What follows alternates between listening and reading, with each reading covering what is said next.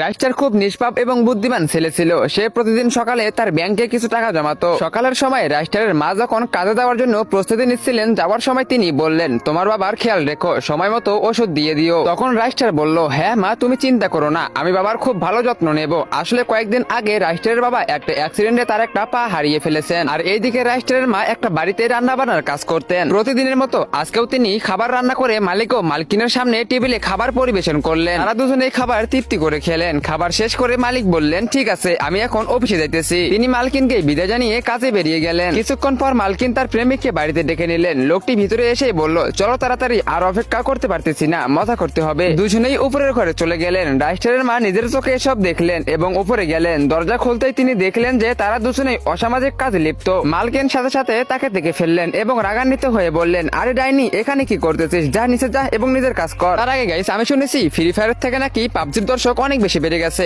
আজকে আমি এটাই প্রমাণ করব, আর তোমাদের বেশি কিছু করতেই হবে না। তুমি যদি একজন ফ্রি ফায়ার প্লেয়ার হয়ে থাকো, ফ্রি ফায়ারকে মন থেকে ভালোবাসো, তাহলে ভিডিওতে লাইক করে চ্যানেলটিকে সাবস্ক্রাইব করে দাও। তুমি যদি পাবজি খেলে থাকো, তাহলে কমেন্ট সেকশনে কালো লাভ দাও, এবং ফ্রি ফায়ার খেলে থাকলে কমেন্ট সেকশনে লাল লাভ দাও। আমি আজকে দেখবো কে জিতে। এরপর মালকিন তাকে ধাক্কা দিয়ে বের করে দিলেন, কিন্তু নিজের প্রেমিকের উদ্দেশ্যে বললেন, শালা আমার মুডটাই নষ্ট করে দিল। এবার দেখো ওকে আমি এই বাড়ি থেকে কিভাবে বের করে দেই। এরপর মালকিন আলমারি থেকে অনেক টাকা বের করে তার প্রেমিককে দিয়ে দিলেন। সন্ধ্যায় যখন মালিক বাড়ি ফিরলেন, দেখলেন মালকিন দরজা দাঁড়িয়ে কান্না করতেছেন। মালিক জিজ্ঞাসা করলেন, কি হয়েছে তোমার, কান্না করতেছো কেন? মালকিন কান্নার অভিনয় করে বললেন, এই কাজের মেয়ে আমাদের আলমারি থেকে অনেক টাকা চুরি করেছে, একে আমাদের বাড়ি থেকে বের করে দাও। এই কথা শুনতেই মালিক অনেক বেশি রেগে গেল এবং রাইস্টারের মায়ের কাছে গিয়ে বলল, তুই আমাদের আলমারি থেকে টাকা চুরি করেছিস, আমি তোকে পুলিশে দেব। তখন মা কাঁদতে কাঁদতে বললেন, মালিক আমি কিছুই করিনি, আমি নির্দোষ। কিন্তু পুলিশ রাইস্টারের মাকে ধরে জেলে নিয়ে গেল। তারপর রাইস্টার দৌড়ে থানায় পৌঁছালো এবং জোরে চিৎকার করে বলতে লাগলো, পুলিশ আঙ্কেল, আমার মাকে ছেড়ে দিন, আমার মা চুরি করেনি। তখন পুলিশ এসে বলল, যদি তোর নিজের মাকে ছাড়াতে চাস তবে 10,000 টাকা নিয়ে আয়, না হলে মা এখানেই বন্দি থাকবে।